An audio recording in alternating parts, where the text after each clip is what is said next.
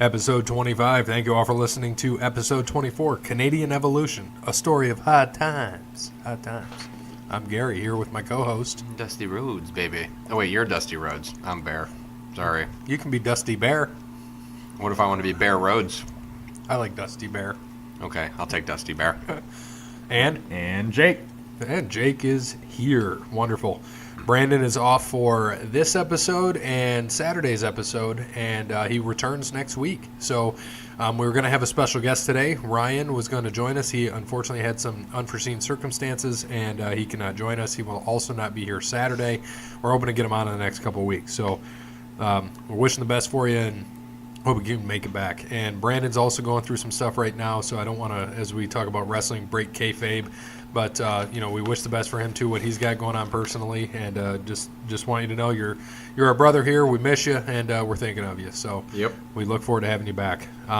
Thank you to Wes Anderson for Moments in Time. Check him out on Facebook at Wes Anderson Music. Give him a follow on Twitter at Songs by Wes. Thank you to All Wear Clothing, the official merchandise provider of Over the Line Sports Podcast. And if you want to do business with him, mention Over the Line Sports Podcast, and the owner, Brandon, will give you a great deal on your clothing needs. Not the Brandon that is missing from the show. Thanks to Crandall's Quality Lawn Care. Check him out on Facebook at Crandall's Quality Lawn Care. You can also call him at 419-704-5471. They serve the Toledo and surrounding area and not... Morocco.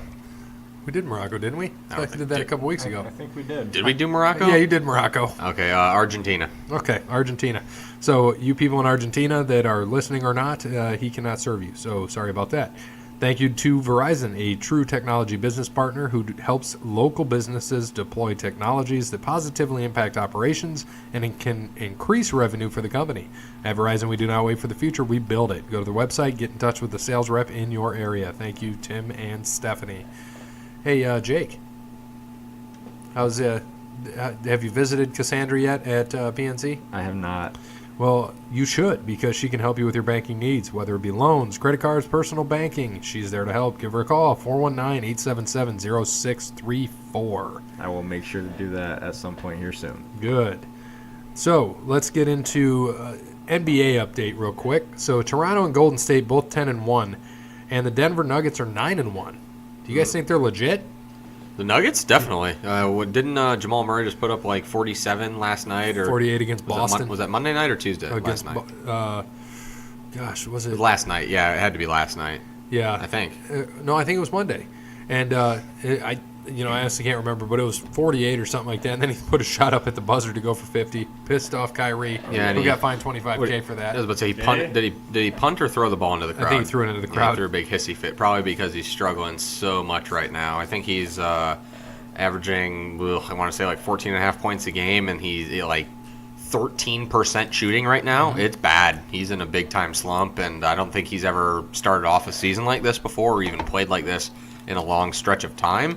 So it'll be interesting to see with that. Obviously, I think he's going to come back around, and it doesn't matter. Boston still has a great team, but they still do need Kyrie because Marcus Smart just is not the point guard that Kyrie is. He isn't. Marcus Smart is a great defender, but he's definitely not the point guard. He's more of a 2, to be honest with you. Well, he is more of the 2 because Terry Rozier is the point guard usually when they come in off the bench. Oh, yeah, I forgot about Scary Terry. Yep, and but that's okay. They're sitting at 6-4. Something I found interesting: Pelicans and Pistons both started off 4-0. Pistons have lost 5 in a row. Pelicans have lost 6 in a row. Yep, that sounds about right. Everyone had all this Pelicans hype going. We knew that their team wasn't that good. I think they put up like 165 the first night or something crazy. They're not that good. They have a couple, obviously they got AD, who's one of the best 4s, and they have Drew Holiday, who's great. But other than that, they don't have much outside of that. So I'm not surprised that they have. And same thing with the Pistons. We went into this earlier in the year. The Pistons are going to be 8-9 seed, just as always, right around that. But I think they're overrated. The Cavs suck. I'm just going to throw that one out there right now. They fired Ty Lue. They officially signed Larry Drew as head coach the rest of the year and guaranteed him a little bit through next year. But with Kevin Love out, got surgery on his toe or foot or something like that. Everyone's saying Colin Sexton can't play. JR wants out of Cleveland because he's being disrespected. It's a mess. I don't know if they win more than 20 games this year, to be honest with you. It's not looking good right now. What do you think, Jake? Yeah, I agree with that. They're with all that Bear said, and with Caleb being hurt and Ty Lue out, only having Larry Drew, I know that was a big controversy for a while. With all that, I don't see them winning a lot of games. Like we thought they were gonna be 8-9 seeds. I don't see that happening right now. No way. No, and honestly, Ty Lue leaving isn't bad. We all knew he wasn't coached. We all knew LeBron coached, and now it's showing. When Blatt was fired midway through the year, LeBron was pretty much coach for those next 2.5 years that Lue was there in charge, and we saw how that turned out here in the first how many ever games of the year. He didn't win any. He started off 0-5 or something like that, 0-6. Then Larry Drew came in and won his first or second game, and then they were competitive in the next two that they lost, and then ended up just getting hammered by Denver, I think, here a couple days ago. I want to say Sunday maybe. And Golden State's only losses to Denver by 2 or 3, and then Denver's only loss is to, do you know? Boston? Nope. The Lakers. Okay. That is their only loss. So a fun fact and thing I put in here for you guys, because the Nuggets, not many people know many of their players. I know you named one of them. Can you guys combine name 6 players on their team? So you got Jamal Murray. That's the one that we named. Yep. You have Rudy Gobert at center. I could probably name the starting lineup. You got, Dante Exum. Gobert is not there, by the way. Where'd Gobert go? I don't know. Oh, so I'm sorry. I'm thinking of Utah. My bad. No, you're good. Back to Denver. Yes. No. Jokic. I know that. Yep. So that's 2. Come on, Jake. Don't look it up either. I don't know. He's stat guy. That's his job is to look that I up. have to look it up. Denver. Who's the guard? Don't look it up. Oh, shit. His name is the same. The shooting guard's first name is the same as somebody sitting in this room. I don't know, man. I'm blanking right now. Gary Harris. Oh. Okay, Gary Harris. Yep. The forwards. Will Barton. No, Will Barton comes off the bench, but okay. And now he's number 1 in their depth chart. Is he? Yeah. He's starting now? Yeah. Oh, he came off the bench for it. See, he was one of those guys that came off the bench and still played like 38 minutes a game, which I never understood. Kind of like Marcus Smart does sometimes. Right. You don't play the first minute and you come. They say, oh, he's a 6 man and then plays 38 minutes. That's not what a 6 man does. A 6 man plays 30 minutes. So, okay, yeah, Will Barton. I'm trying to think because of just guys I've played in DraftKings over the years. They still have, Jarekbo or whatever is in Golden State, isn't he? Jonas. And don't mind us with our eating our Reese's Pieces. Yeah, That's all the crunching. Those are delicious. Yep. Go ahead, Jake. No? You're looking it up. Just go ahead. I looked it up. Go ahead. Paul Millsap. Oh, yeah, I forgot he got traded there. That's right. I was going to say Malik Beasley. Yep. Isaiah Thomas. Really? Yeah, he brought out the Brinks truck for that $1.2 million deal. Yep. Mason Plumlee. It doesn't count as a person. Torrey Craig. Trey Lyles. Trey Torrey Craig Lyles. had some good games this year. Trey Lyles is a good backup 4, that's for sure. Okay. So, yeah, that makes sense now. I was just trying to think back to DraftKings. I forget about Will Barton because he was always a bench guy. He's a streaky shooter. He's like a JR. He's very streaky, but he's more consistent than JR and a better defender. But when he gets going, man. Jim Ross. Who? Mike JR. Jones? Jim Ross. No. Who shot JR? They showed it in the show. Can't remember. I don't know. I'm way too young for that. Yeah. I'm just saying. Maybe Jason. He's old. You know who shot JR. Did anybody say Nikola Jokic? Yeah. Okay, I didn't know. Just making sure. Yep. Yeah, about 10 minutes ago. That's okay, though. So, college basketball, I just realized this. Kansas played Michigan State, beat them by 5. Kansas dominated that game, so the score doesn't show it. No, not at all. They were up by like 22 at some point. The Michigan State, they stormed, just like college basketball, you storm back and they made it close, but Kansas was never really in any danger of losing that game. And then Duke played Kentucky. I realized when I looked at this, that's my Final Four, those 4 teams right there. And Duke, they won 118-84. Yeah, I'm happy I picked Duke as my national champion because Me, you, and Brandon. They're not losing this year. That's what I have in my notes. I could see them going undefeated based on that performance alone. And I hate Duke, but I don't know if I will this year. I enjoy it. They are fun. That Zion Williamson is a stud. My cousin from another mother. I put that in there. Bear's cousin, R.J. Barrett. R.J. Barrett put up 33 last night. And Cam Reddish. And Yeah, oh man. The 3 freshmen, and they could all 3 go top 3 in the draft. Oh yeah, they probably will. Yeah. I mean, like I said, unless by some sad incidents one of them get hurt, there's no way that this team loses national title. They will win it this year. Just insane. I mean, and they started off number 4, right? That's Right. where they started off as a ranking. Kentucky was 2. They're going to be 1. Yeah, oh, absolutely. I mean, they won't because Kansas won. They won't go to 1. They'll be 2 for sure. I don't even know who was 3. Did we ever figure that out? Who was 3? I don't know, Stat Guy, you got that for us? Yes, I do. Okay, you can look that up while we sit here and chat about this because I knew Kansas was 1, Kentucky was 2. Didn't know who 3 was. Duke was 4.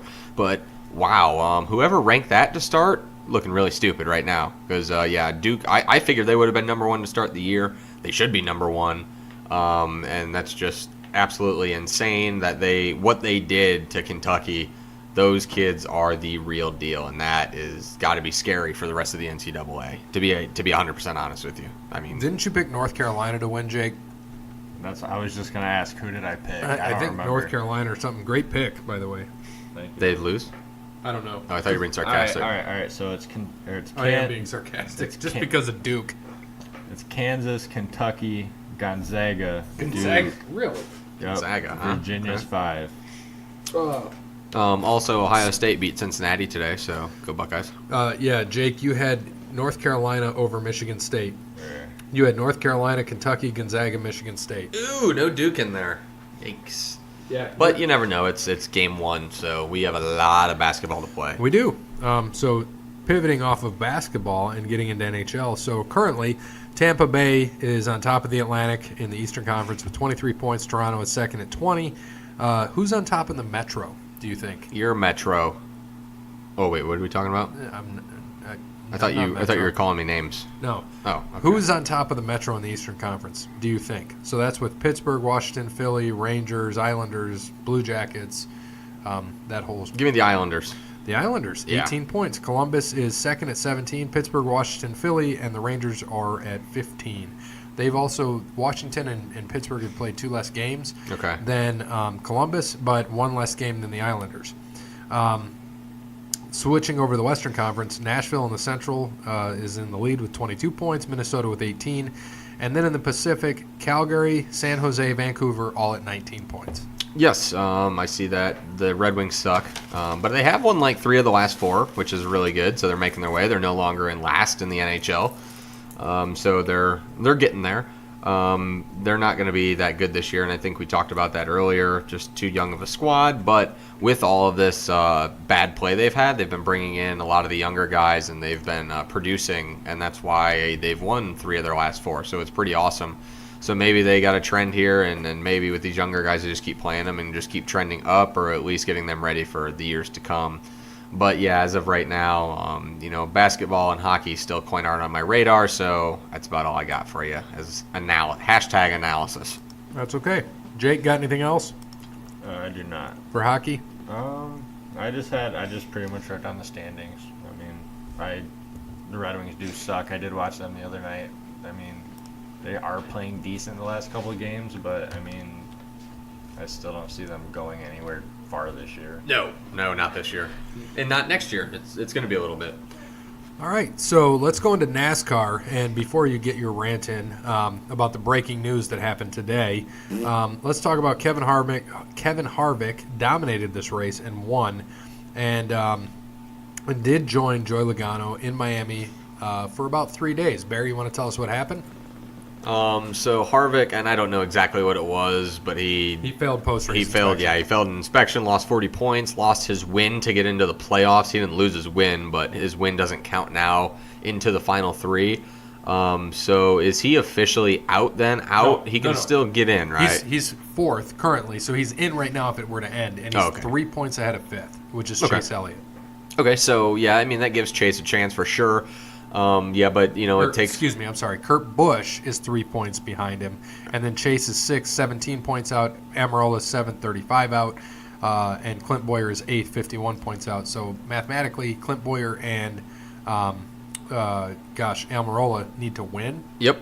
and it's likely Chase, 17 points out, probably has to win. Kurt Busch just needs to finish 4 spots ahead of Kevin Harvick, which is not easy to do. No, especially at a track Harvick's already won at this year and a track he has dominated over the last few years. It's not going to be any tough task. Obviously, this is going to piss Harvick off even more, too, that he lost this. So he's going to be coming out for blood here, I think, in Phoenix. But, yeah, it's a little bit disappointing as my pick. Obviously, he's still not out of it, so I'm not worried at all. You know, it's pretty much the race here that you just finish top 5, you're in, you know, and then you just got to win in Miami. Simple as that.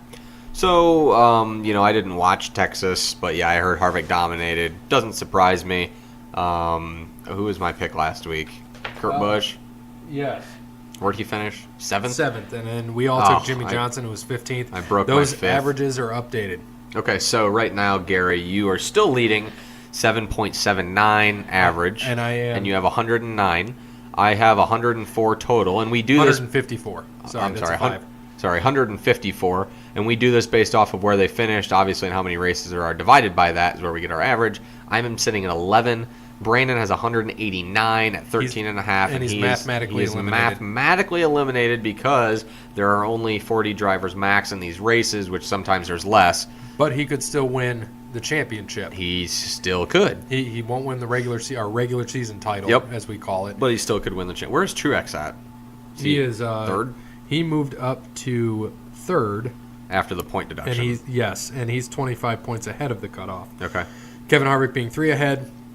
Kyle Busch is 28 ahead, and then Logano, of course, is in. Yep. Fun thing I have for you here.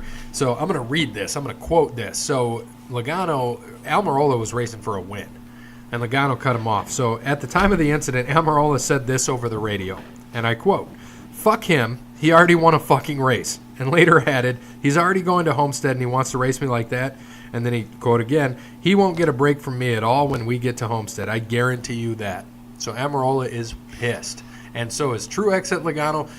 And I can kind of see Almirola's frustration because I don't. You're still racing, man. You are racing. You're racing for money. Who cares if you're in the championship or not? If it was me, I'd want to win every goddamn race. I agree. So stop bitching. That's your job. That is his job. Don't be a shitty driver. How about that?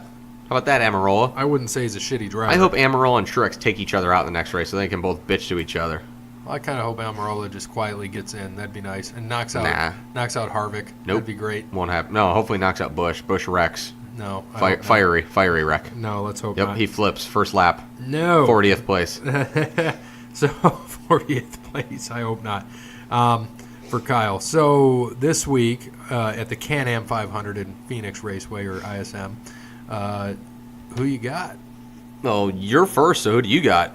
That's how we're going to do it because you want to play the I'm just going to pick who you pick game. Well, I'm not. I'm as leader, sir, you go first. I'm taking Kyle Busch next week, guaranteed, okay, for the title, so you know who I'm taking this week. Dale Earnhardt. Damn it. Jeff Gordon. No. Brandon Walzak. Nope. Who are you taking? Kevin Harvick. Yep. That was going to be my pick, too. Who'd Brandon take? I need to find out. He didn't eat because of what happened today. Okay. I'm going to find out from him. Crap. I really don't want. I really want to take Harvick because I think he's going to win this week. Look at your stuff. I haven't taken Harvick yet. I was going to take him this week and hope you would take him next week. Crap. Well, I mean, I realistically have to take somebody because I won't be able to catch up to you if I don't take Harvick. Right.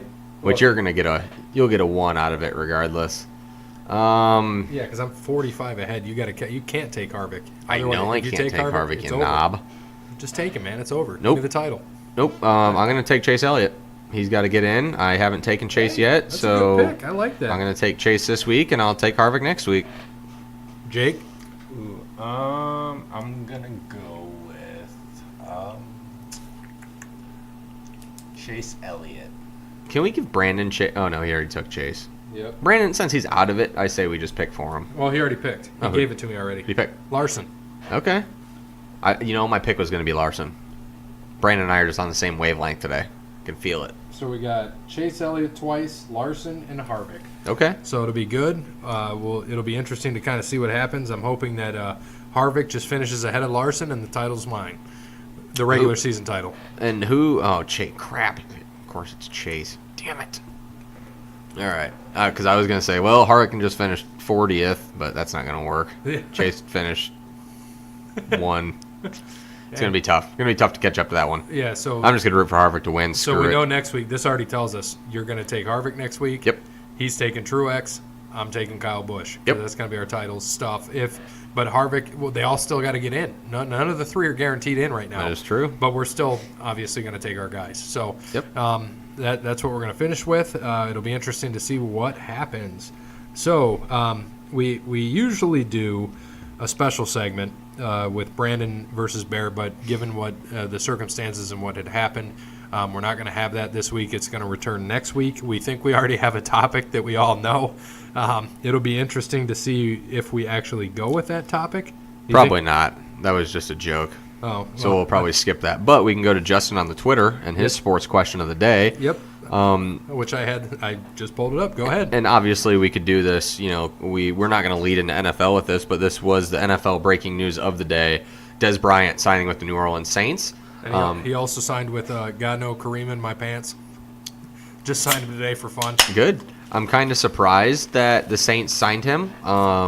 I know that with Ted Ginn, that just shows that Ted Ginn's out for the year now. But I think before it was going to be he'll probably come back.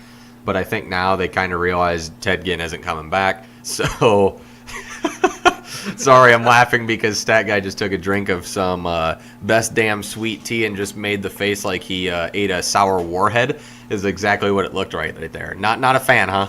That was disgusting. No. Okay, so back to Dez Bryant. You want a Miller Lite? Just don't. Try it. Don't throw up on me, please. Give me some Reese's, though. Barry, you want to pass those? There we go. Oh, now I'm dropping them everywhere. Here's a Steve Weiser. All right. So with Dez going to the Saints, I mean, obviously he can't be in a better offense. I mean, the only other person who'd be any better is Brady or Rodgers, and I don't even think then. Drew Brees is playing out of his mind right now. And plus, you put him in there with Michael Thomas, who's the best, probably one of the best receivers in the NFL, if not the best. You did win in fantasy this week. I did. We'll get to that here in a minute. Let me get this question out for Justin on the Twitter, and we'll talk about that debauchery. I wish I would have lost. It was so stupid. I wish you would have too. Because I was ready to sell house. I'm so excited. Now I got to keep my guys because realistically, I'm only 2 games out of the playoffs, and of those guys that have 4 wins, I have more points than 3 of them. Why didn't you just bench Dallas's D and I would have won? Well, because that's stupid. I play to win the game. Yeah, there you go. And after they got the first 2 turnovers in the first 6 minutes, I I was knew, like, this is over. I should have went to bed. It could have been over, but if they would have gave up more touchdowns, Oh, they would have had to give up like 49 because no matter what, I had I think 7.5 points just from turnovers and sacks. Yeah. So and you needed 1.5 or 2 to beat I needed 2 to beat you, but that's if everything would have went 0. Even if I would have went negative, they would have had to put up like 56 points and like 600 yards, and then. Yeah, then I still, even then, I probably would have gotten the 2 points I needed just because of the turnovers to start. Right. But anyways, the Saints, obviously my Super Bowl pick, so I love that Dez is going to go here. We'll see how long it takes him to be acclimated with the offense. It shouldn't take him that long, but, he'll play a decent amount, and I think that it's going to be pretty solid for him. I hope that he does well. So the question was, how many yards and touchdowns will he have? Can you finish that whole thing that he put? No, I will not say BTW, the Dallas Cowboys suck. Well, you just did. Oh, did I? Crap, I hate when that happens. So, right now I don't disagree with Justin. Actually, they don't suck. The coaching sucks. That's really what it is. I'll rant on that later. Yards and touchdowns for the rest of the year. Give me, how many games are left? 8? Yep. So we're halfway through the season. So over the last 8 games, are you going to write this down so we know? You want to write it down? Write it down somewhere. Let's do this. Okay. I'm going to say Dez finishes with 574 yards and 5 touchdowns. Okay. And that's just through the regular season, not counting playoffs, just through the last 8 games of the regular season. I'm going to go, let's say, 425, 3 touchdowns. Okay. And I would like to say like 1,000 yards with 10 touchdowns. It's not going to happen. No. I'm gonna actually go. I was gonna say about 400 with 4 touchdowns. So that's what I was gonna go with. Okay. And that's not bad at all. Obviously, he's not going to have total stats on all of that, but I think he's gonna be pretty darn good in this offense. I have a feeling. So good for Dez. Hope he does well in New Orleans, and maybe he gets that ever elusive ring that he'll end up hopefully getting with New Orleans, since that's my Super Bowl pick. Yeah, and they're looking like they're going to be that team. At first we didn't know when they lost to the Buccaneers right off the bat, and then all of a sudden, bam, look where we are, 7-1. Yeah, that's absolutely insane. Yes. So, like you said, it's going to be interesting. Them beating the Saints, them beating the Rams was great. I think it was a great game. We had two really good games. We had the Saints and Rams at 4:25, and then Rodgers and Brady at 8 o'clock, and that was a fun game too. So I had a great time watching NFL this weekend. Yeah, it was. I agree. It was really fun to see kind of what happened, and we'll get into how our Pigskin Pick'em picks went. But first, of course, we need to thank our sponsors. Thank you to All Wear Clothing. Thank you, Crandall's Quality Lawn Care, Verizon, PNC, for all you do. We appreciate it. Helps our show stay here in the ex-wife's garage.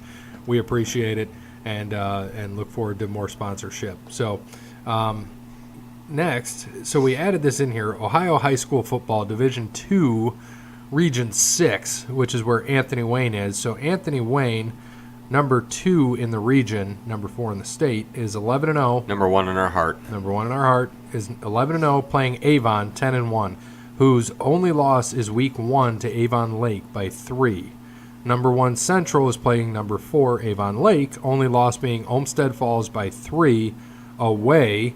2 weeks later, they beat them in the playoffs by 16 at home. So sometimes you think that home field advantage doesn't play a part in high school. Oh, it absolutely does. Yeah, so it certainly does. We just want to talk about a little bit about what you guys think. I wanted to kind of get your guys' predictions on this. What do you think happens with Anthony Wayne? Give me a score. Who wins? Well, what's the weather first? Do we know the weather? Like 40, potential snow. Yeah, and I think the snow passes by that time from what I was seeing with the weather coming up. It's going to be cold, but if there's no wind and not a lot, give me Anthony Wayne here. I don't know a lot about Avon, but Anthony Wayne is... Avon, for example, 3 weeks ago won their game 77-47. Okay. Now, Anthony Wayne's closest margin was 21 points, 24 points? 13 is what they won. And that was over... I couldn't tell you, but it was only 13. Springfield? No, they beat them 38-14. Yeah. So I think it'll be a lot closer. Give me Anthony Wayne 27-24. Hopefully they win, and hopefully they get to play Central. I think that'll be fun. Jake? I'm going to go Anthony Wayne as well. Sticking with my team. I'm going to say Anthony Wayne wins. Let's go 34-28. 34-28. No, let's go 34-24. Oh, they win by 10. All right, and then I've got Anthony Wayne as well, 28-21. It's going to be close. Decent defenses on both, but, Avon gave up 47 when they scored 77, so you got some offenses there. We'll see what happens. What about the Central game? What do we think? Who are they playing again? Avon Lake. Oh, Lake, yeah. Central should... Avon Lake, who is also 10-1. Yeah, I think Central beat the shit out of them, to be honest with you. What's the score? 56-10. Okay. Jake? Let's do 42-28. All right, and then I have it at 42-7, and here is why. So, Central has 6 shutouts this year. Whew. Really? 5 in their last 6 games. Oh, buddy. Yes, and their worst win was 21 points. Really? Over Whitmer. It was 21-0. They're giving up 4 points a game. They've given up 47 all year in 11 games. Jeez. Okay, so... Yeah, so your score tough. looking pretty good, 56-10, 42-7 for me. Okay. You never know, Jake, 42-28. And the reason I'm saying they're going to kick their ass, Avon Lake, as we see, and I looked at some of the other scores, they are not good on the road. They do not. Really? The games are closer. Like I said, they lost to Olmsted by 3 on the road and then won by 16. And then another game they won by, I think, 4 to a team that's like about a little over a 500 record. So it'll be interesting to see. So I hope it is Anthony Wayne and Central. If it does become that, I think Central's going to kick their ass. Yeah, probably. But it'll be fun to see. And you never know. If Anthony Wayne can get there, that's why they play every Friday. Hopefully they both win. And hopefully we can see Anthony Wayne do it, get back to that Final Four. Let's hope. Yeah, that would be sweet. Obviously love to see that, and I think it'll be pretty good. So I'm interested to see if they can win, but Avon's going to be no walkover, that's for sure. So they'll have a couple tough games here coming up. See what they're made of. Right. So you want to talk a little bit about some of the college football games while I pull up the stats here? Okay, so last week I went 7-2-1. I don't know if that. I think I didn't get rid of the records. Oh, that's my fault. I was going to say I don't know what I went last week, but I know it wasn't that. No, I have it here. Sorry. So you and Brandon were both 4-6, and I was 7-3. Okay, yeah, I was about to say. So I made some rounds. And Jake, you were 5-5. All right, 500. I'll take it. Yes. Not bad. Yeah, I mean, last week, Ohio State, I would figure they'd come off their bye and just absolutely smoke Nebraska. Nebraska has been playing better football as of late, but they shouldn't be playing that good of football. Ohio State just looked really bad. The defense just they're not good. I think that this week is going to be very interesting. I also have a sneaking suspicion that they came off their bye and didn't show Michigan State a lot because they knew that was happening, and I think it almost bit them in the ass. I think they're going to come out with a little bit different setup. I think they're going to finally play a little bit more Tate Martell this week, I have a feeling, because they haven't had great success in Michigan State, Spartan Stadium here recent couple of years. I think they've won one, lost one, and I may be back again 6 years ago or whatever, they lost another. But it'll be interesting to see what they do. It was very disappointing to watch them play, and then finally when you think they pull away, the defense gives up another one. Defense is not good. They're not going to, be up there with anyone. So as much as a fan, I want to see them win out and I want to see them make the playoff. I don't think that, one, they deserve it, and two, I just don't think that they would put up more than 14 points on Alabama. And Alabama would probably put up about 56 if they happen to play them. So I'd be a little bit nervous. We'll see. Other than that, there really wasn't many exciting college games this week. West Virginia beating Texas was cool. They went for 2, West Virginia did, and ended up beating Texas in Texas, which is pretty impressive. The balls on Dana Holgerson to go for 2 there in a tight game. He could have just played for overtime. They ran a great play to Will Greer off the side, ended up scoring there. But like I said, other than that, not very exciting. Clemson put up, 77. Alabama blew out LSU, which everyone thought was going to be a great game. And, oh, man, was that a snoozer. Happy I didn't watch that. I went to a walleye game instead. So that was pretty much my recap. I wasn't very exciting besides Ohio State, me wanting to kill them. And the Texas-West Virginia game was pretty good. So those college rankings up there are updated. You want to give them to us? So you are a scribbly 46, 58, and 2. I am 51, 53, and 2, and Brandon is 57, 47, and 2. I made a little ground, a little bit, 3 games. You did, and both of you guys, your national champions could be correct. I don't think mine is going to be with Ohio State, but Gary of Alabama, Brandon has Clemson. And Gary, yours is looking most like at least your top 2 will be correct for right now. Your bottom 2, not so much. Yeah, I think that my bottom 2, your bottom 2, and Brandon's bottom 2 as well. Well, Georgia could still get in if they're 5th. If they beat Alabama, which won't happen, but you never know, anything could happen. They're in. If they win out, they're in. There's nothing that's going to hold them out. It'll be interesting to see now we switched up how we're doing the top 10, and we're going to get into that in a little bit. Top 10 should be interesting. We switched over to the college football playoff rankings, so these come out to us Tuesday night, and then I have to put the points to them, so we don't have much time to think about it when we make our picks. It's actually pretty much on the show, so this will be interesting as we get into it. And just a little bit to get into the rankings before, there still is a big SEC bias.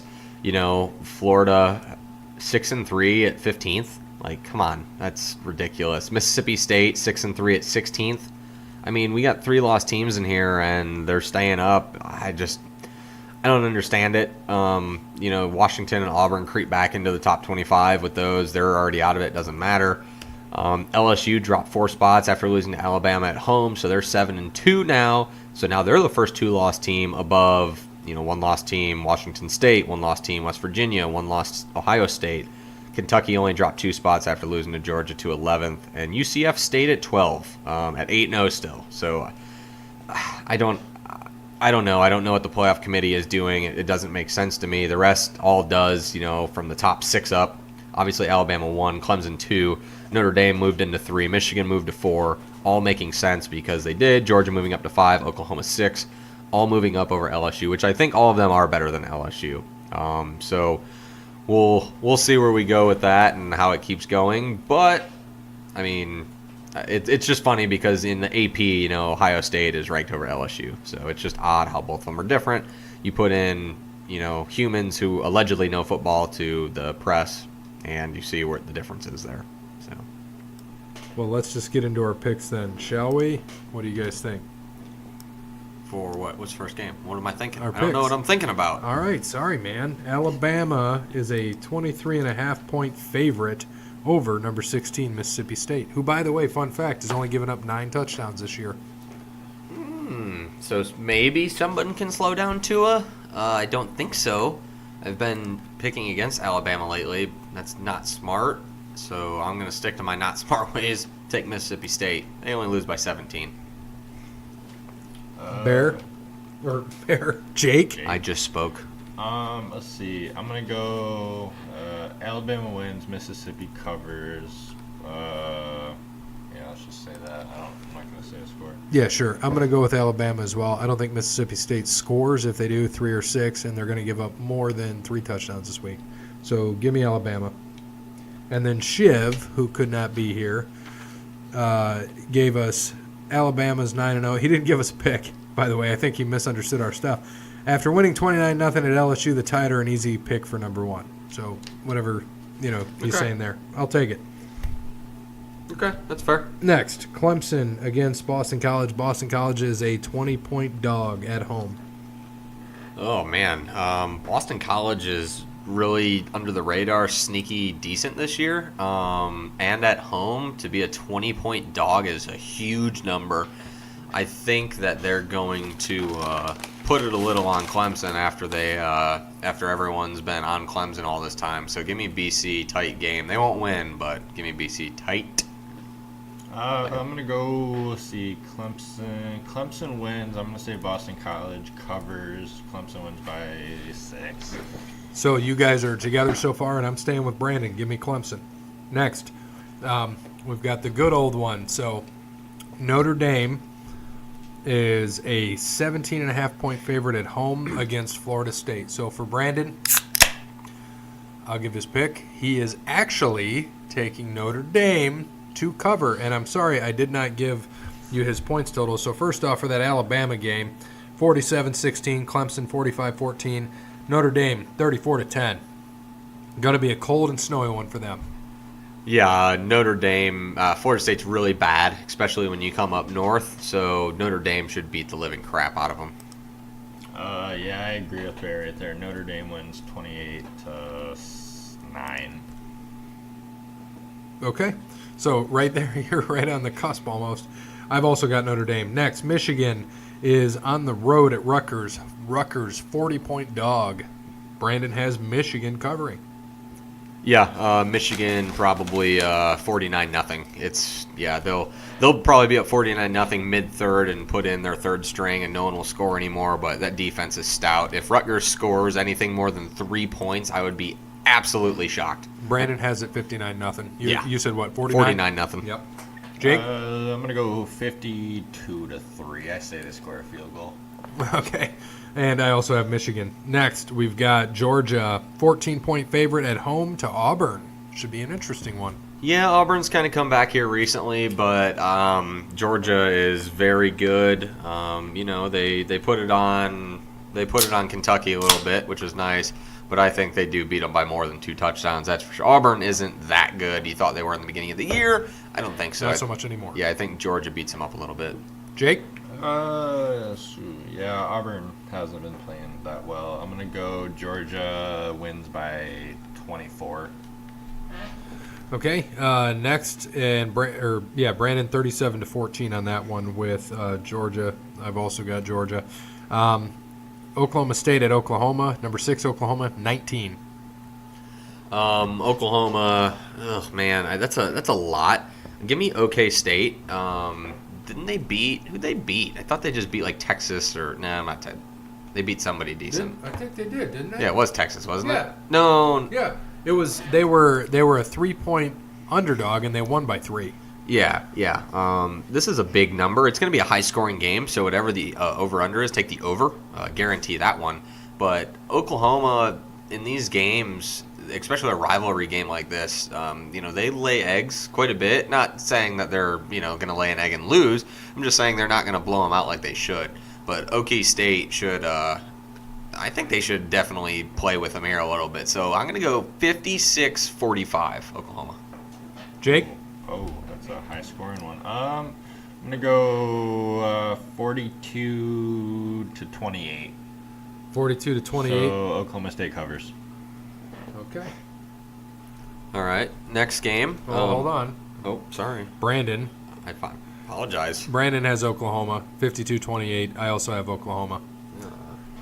I just think just where they're sitting in the rankings, you're looking at 6th. They got to do something, especially with they got West Virginia there, who are both likely going to play each other in the Big 12 championship, and they could knock each other out, which is going to be interesting. So I'm polling for OK State this week, but we'll see what happens. Next, LSU at Arkansas, 13.5. I should have made this a special in the beginning of the year. This is going to be a hashtag pray for Arkansas this week because LSU is going to come in pissed off. 13.5 I feel like is a low number here. I think LSU should just blow the doors off of them. Give me LSU like 42-17. I agree with Barry right there. I think LSU, after they lost, I don't think it's going to be that big. I say LSU 38-10. Brandon has LSU 28-3, and just for fun, I will say 35-3 because I think you're right. LSU is just going to come in and pour it on them. Pray for Arkansas, like you said. That's what worries me with spreads like that. Arkansas isn't good, and they're only a 13.5-point dog. Something's not right. But hey, Vegas knows for some reason. That's what I'm saying. Something's weird because it should be 23.5 probably. You think people are in on the take? It's very possible. Yep. No, probably not. They make plenty of money making spreads. They don't need any more. All right, number 8, Washington State at Colorado, +6. Brandon has Washington State winning this game and also covering 31-20. I do not. I have Colorado in the upset, outright win. They are tough. They play tough in Boulder. They have a great history of upsetting teams. I think that Colorado at home beats Washington State 23-21. I have that written down as well. I think Colorado wins at home. I'm going to say 24-10. Let's go 24-17. All right. And so you guys are still in line the whole way, you and Jake. Next game, West Virginia is a 12.5-point favorite at home to TCU. What'd Brandon pick? He picked West Virginia, and he says 42-17. Yeah, I think West Virginia should beat up TCU, especially at home. Coming off of a big win at Texas, maybe there's a little bit of letdown. I don't think so. Give me West Virginia 38-17. Going the same way, 12.5-point favorite. TCU hasn't looked good in a while. I think West Virginia, they're playing really good. I think they win by 20. All right. And I also have West Virginia as well. Should be interesting. So the last one, I am going to this game. Number 10, Ohio State at 18, Michigan State. 3.5 for Michigan State. I just want to throw out the statistic first. Anytime I wear that team, whoever's outfit the last 4 years, they have lost the game. I will be wearing Sparty stuff because I will be in East Lansing. Jake, I'll let you go first. What do you got? Okay. It's 3.5. 3.5. Ohio State hasn't played well. Their defense hasn't played well. I think they got the run game going last week, but I think they need to find that balance and get Tate Martell in this week and get the run pass options, spread the field, get the ball down the field. Ohio State needs to hit their holes and the defense needs to play better. But I think Ohio State, I think they're going to win. They're going to cover. I'm going to say I think that'll be 35-24. Okay. Brandon has this 27-10 Ohio State. Ugh, I don't know about that, Brandon. 10 points with like one of the worst defenses in college football. Is Lewerke hurt? Is he playing? Do we know? Yeah, as of right now, yes, I believe so. Because he didn't play last week, right? Yeah, I don't remember, Right, but got- he's not done that great. He's 8 touchdowns, eight picks, I think. Regardless, Ohio State has struggled in Spartan Stadium. Couple losses, couple upset losses. This would be if they did lose, it would be a minor upset. I think that Ohio State wins barely, probably by 3, which means Michigan State covers 3.5. So I'm taking Michigan State with the points. I think Ohio State wins the game barely.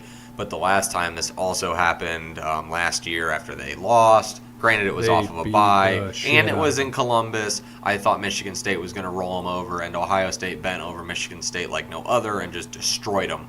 I don't think it's going to be like this. It's going to be a close Big Ten, cold game, wind, snow, possibly, maybe rain. Who knows? It's going to be down and dirty. Give me Ohio State 20-17. All right, I have Ohio State. So you and Jake finally disagreed because you took Michigan State, or you took Ohio State in the point. Yeah, and he took Michigan State in the points. So you guys disagreed finally. I'm taking Ohio State. I think that them seeing themselves at 10 in the college football playoff may have put something for them, hopefully, kicking into gear. You know, you got all the stuff going on with Urban and the cysts on his brain or whatever, and the headaches. And, you know, seeing they're at 10, so that right now they're the worst one-loss team in the top 10. And I just think they're going to come out and probably win by, I would say, 10 at least. It's going to be tough. It's going to be cold. I just... I've watched Michigan State and kind of remembering last year. They're 6-3 right now, I believe, and I don't think they do it. You know, they hung tough with Michigan, and I think it falls apart a little bit. Still without Felton Davis. I mean, he's done for the year with the Achilles. I mean, your number one receiver's gone. I just think Ohio State's going to play pissed off, and because they know they have to win out to even have a shot at the playoff. And it's not as bad as people think. I mean, some of these, they need minor things to happen. Because you look, if Alabama wins out, they're going to beat Georgia. Alabama's in. Notre Dame could easily lose any of their next few games. Florida State probably not so much, but what do they have? They have USC, which, whatever. Yeah. They've got, what do they have, Boston College? Do they have Boston I College? think they play Boston College here in a little bit. And then they have one other game that's going to be not an easy road for them. Stat guy, And that's the problem with Notre Dame is if they lose once, especially to whatever teams they have, They're done. They're done. Because I think the only ranked team right now that they do play would be Boston College. So and they beat Michigan, who is in the playoffs, so that's what they got going for them. Yep, that certainly helps. But if you don't have a conference and you lose one game, you're kind of screwed because you don't have that extra game to play. Okay, so they play Florida State this week, Syracuse next week. Oh, that could easily be a loss. Is that in Syracuse? That's at home, and then they play at USC. Wait. Are you sure that's at home? I thought they're playing at Yankee Stadium. Oh, it might be. It says they're at home on here. I'll look. And Syracuse is 13th right now. Yeah, so- quietly 13th. Yeah, they've played very well here recently. I remember they were a 24-point dog earlier in the year against Florida State, and you took them.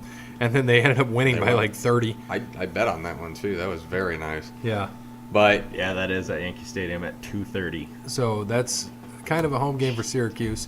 And you said they have Florida State this week, Syracuse, Boston College. Is that right? no No, Boston it was College. USC. So they So only it's have just three there, games three left? games. Yeah, they're at That's it? They're at USC. Oh, yeah, that makes sense because It'll be Ohio 12. State's got Michigan State, then somebody, then Michigan.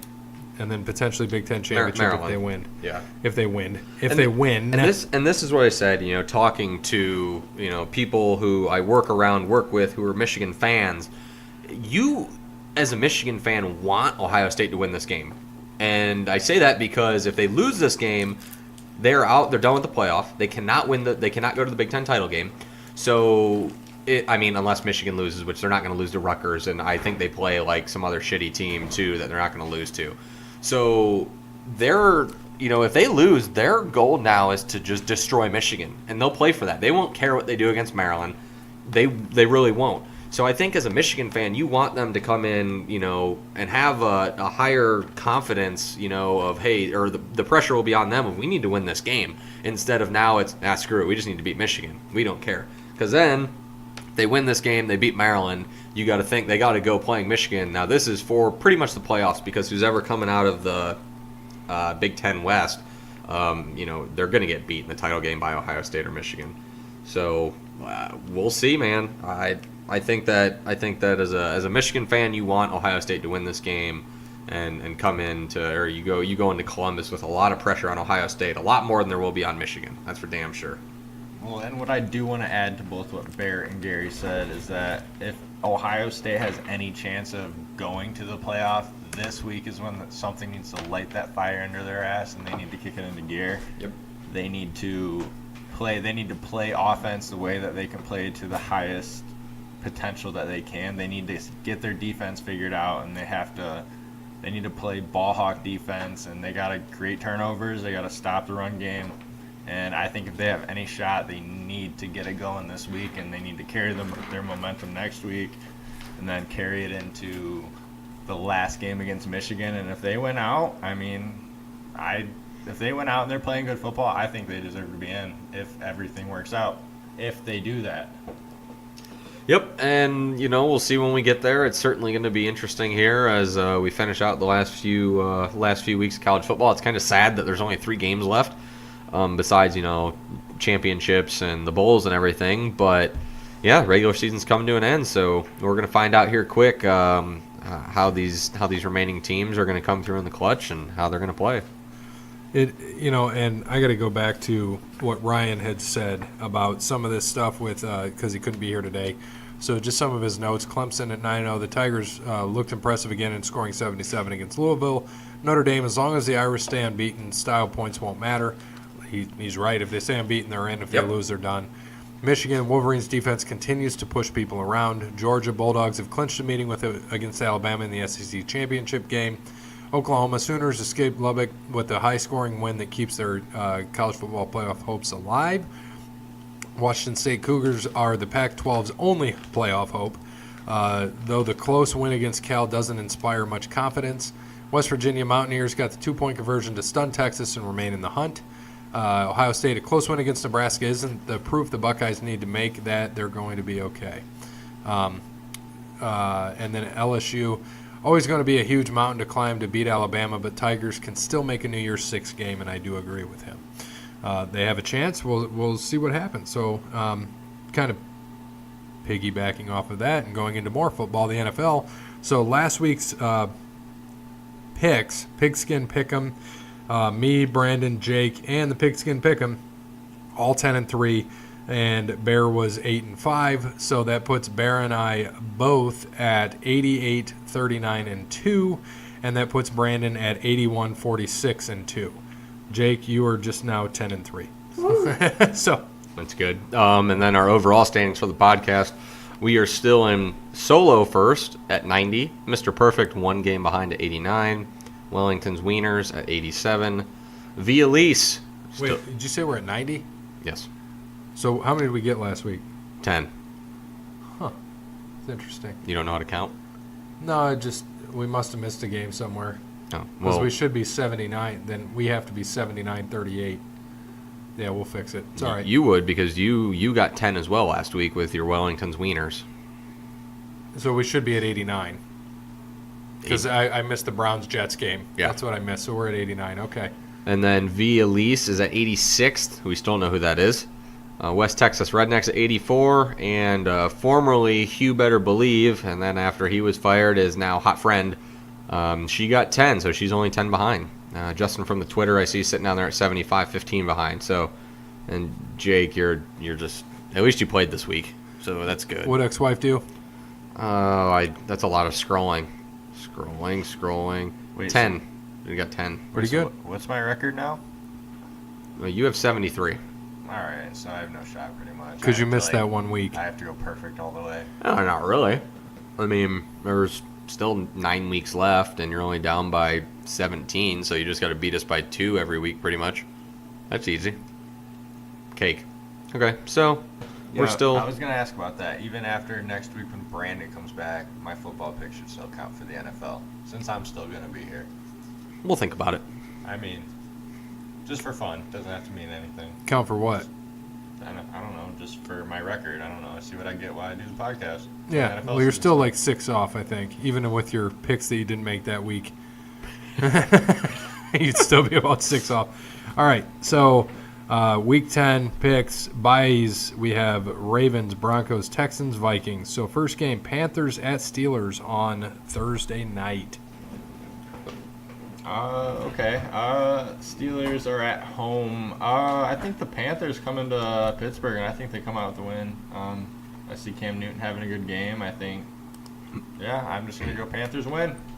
Yeah, this is a great Thursday night game finally after a couple duds here recently. This is going to be an interesting game. I think it's going to be really tough fought. We're going to see how real Carolina is. I think that Pittsburgh at home, obviously very tough. And I do think that they are going to beat Carolina just barely, probably by 3 this week at home. But, they're healthy. Roethlisberger kind of is healthy after that shoulder hit he took. So if he gets hurt, they're going to be in a little bit more trouble. But I think it's going to be a good game, and I think that Pittsburgh should end up beating them here by 3. Should be pretty fun. So give me the Steelers this week, as much as that pains me to say. I also have the Steelers. So as a podcast, we will take the Steelers. Next, Saints and Bengals. Jake, you can talk a little bit about your Bengals and then give us your pick. Let's see. The Bengals were on bye last week. They played Tampa Bay the week before. They had the win. The Saints just beat St. Louis. The Saints are on a roll, but St. Louis, who? Los Angeles. There we Rams. go. There we go. Sorry about that. The Saints are on a roll, but just because I pick my Bengals every week, I'm gonna go Bengals at home. Sorry about that. That's gonna be my upset. They're running into the buzzsaw at the wrong time. The last time I think Dez Bryant played in that stadium, he scored a touchdown. I was there, so I'm pretty sure that he should score another one just for fun. And I'm going to go ahead and pick the Saints. They'll probably win by 10, would be my guess. All right. I took the Saints as well as did Brandon, so keeping that across the board. Okay, Saints for the podcast. There's those 2 wins I need. Falcons at Browns for the next one. Falcons and Browns. Browns at home. I actually might be going to this game this week. Falcons haven't been playing that well. I'm gonna go Browns at home. I think they win. I'm gonna go. I know you guys are probably gonna disagree with me this week. Just all 3 games, but let's go. There's my 3 wins I need. Let's do it. Yeah, I think the Falcons have won 3 in a row, so they've been playing pretty good football here recently. Good call. And I said when they were 1-4 that they need to start winning here fast, or they're about to get out of the division, and they're doing a pretty darn good job with this. So I think that they are going to end up beating the Browns. After Hugh got fired, Greg Williams didn't look great as coach, but it's hard to just step in as coach, especially when you're defensive coordinator. So I think that unfortunately Greg Williams is going to lose again, but it's not like it's his problem. He's inherited this team. He's got to get him to play a little bit better. But sorry, the Falcons, I think Julio is going to have a monster game, so give me the Falcons. Just to go back, Shiv had Steelers, Saints, and he has the Browns in this one. You said you have the Falcons, as do I. So podcast again, all in line, Falcons all the way. Next, we've got Lions at Bears. And Tigers, oh my. No, Batmans and Bears and Biscuits, oh my. Biscuits. All right, I'll go first on this one. Bears at home. Lions. Stafford just got sacked 10 times at Minnesota, and they're going to be playing a tougher defense on the road again. Stafford's going to be in a little bit more trouble. No Golden Tate hurt them last week. It's going to hurt him again this week. Give me the Bears. I got Bears as well at home this week. I also have the Bears, as does Brandon, as does Ryan. So next, we have the Cardinals at Chiefs. The Chefs. Do we need to even... No, I just think across the board Chiefs. Let's do it. Chiefs at home. Come on. That's just... Yeah. Poor Cardinals. Yes, I agree. All right, Patriots at Titans. I got the Patriots on the road at Tennessee to win. Yeah, I do too. After the stupid Titans beat Dallas Monday night, I think that they, one, looked like crap. Dallas just didn't play any offense and looked even crappier. Tom Brady plays offense a lot. So, yeah, give me the Patriots here. I also have the Patriots, as does Ryan, as does Brandon. So next we've got looks like Redskins at Buccaneers. Brandon took the Redskins, as did Ryan. Jake, what do you got? I'm going Buccaneers at home. I as well am going to go Buccaneers at home. I think that Washington is not – they didn't play great against Atlanta. Actually, they got blown out. They looked really bad. Ryan Fitzpatrick back at quarterback, dude's going to keep throwing. I mean, there's some Fitzmagic there, and I think this is going to be one of the highest scoring games of the week. So I'm going to take the Bucs in the upset. So that leaves me with the deciding vote. See? We'll make it easy. You know where I'm going. Come on, Bear. Redskins. No. I already put the Bucs in. Yeah, I believe in Fitzmagic. You know, that's what we have there. I'm with that. Redskins, you know, I think they're starting to fall apart. And so we'll see what happens. Bills at Jets, and we know that Sam Darnold is not playing this week. Which makes the Jets better. Yes, Josh McCown McCown's is playing. playing. Yes, so we've got Brandon with the Jets. We've got Ryan with the Jets. Jake, what do you got? The Jets. Yeah, Jets at home. I just picked up the Jets defense in fantasy and their kicker. So I'm going to go Jets win 18-0 with 6 field goals. Boom. I like it. I think they put it in there with McCown, though. Next, we've got Jags at Colts. We've got Jaguars for Brandon and the Colts for Ryan. Jake? I got the Jaguars on the road. Yeah, I think that defense with their week off had a little time to relax. That Colts offensive line still not good. Andrew Luck's going to get beat up. Everyone's writing the Jags off here, but I'm definitely going Jags on the road. I think they're going to turn it around here in the second half of the year. And so this will be the first time we disagree. Give me the Colts. Chargers at Raiders. Chargers for both Ryan and Brandon. I got the Chargers as well. Oh, God, Oakland is a dumpster fire. How do you get beat by a third-string quarterback who's never played an NFL snap? Yeah, Chargers should blow the crap out of them. Chargers across the board. All right, next we've got Seahawks at Rams.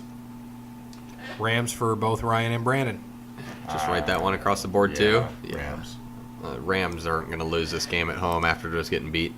All right, same here. Dolphins at Packers. Packers for both Brandon and Ryan. You going to write that one across the board, too? I am, unless Jake tells me Yep, otherwise. Packers. Yeah, Miami ain't winning this game. All right, Eagles, Dallas at Eagles Sunday Night Football.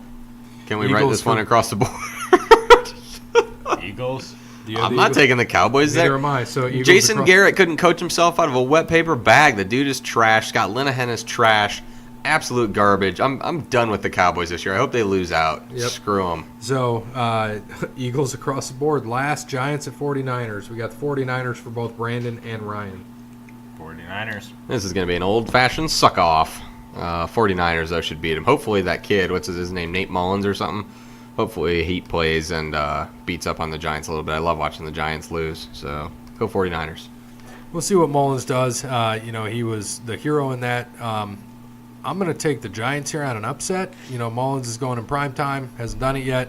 Eli has looked like He was just shit. in prime time last Thursday night. Thursday night.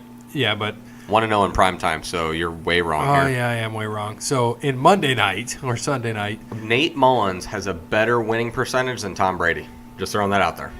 great. 1,000. 1,000. Yeah. Is put him at Brady 500 this is week. Tom Brady undefeated? No. No, not at all. So I'm going to be the lone person taking the Giants here. Mullins is good. We'll see what happens though if he can keep it. Giants are going on the road, so we'll see what happens.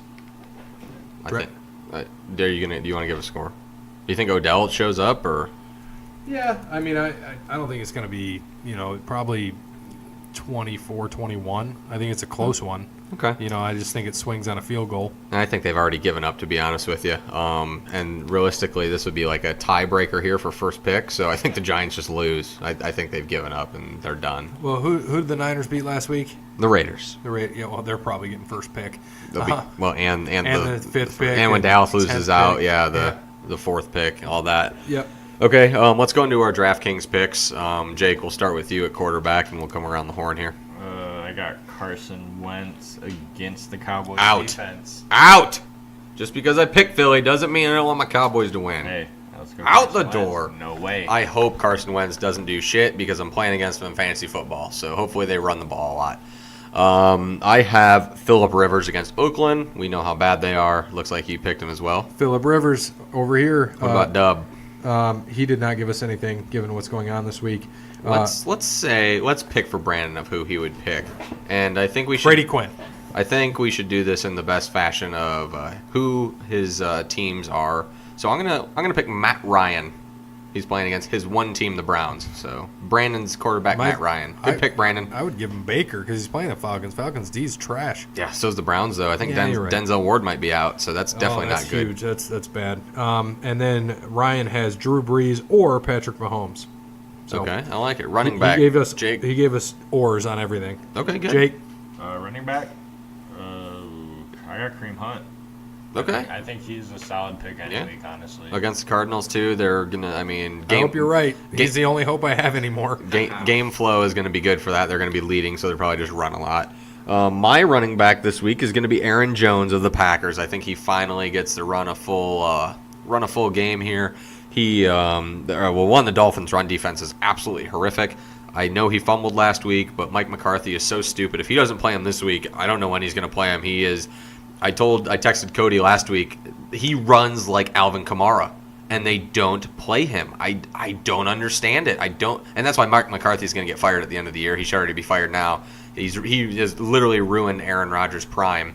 But I think Aaron Jones is an absolute stud. They need to use him that way. So give me Aaron Jones against the Dolphins this week. 110 yards and a touchdown.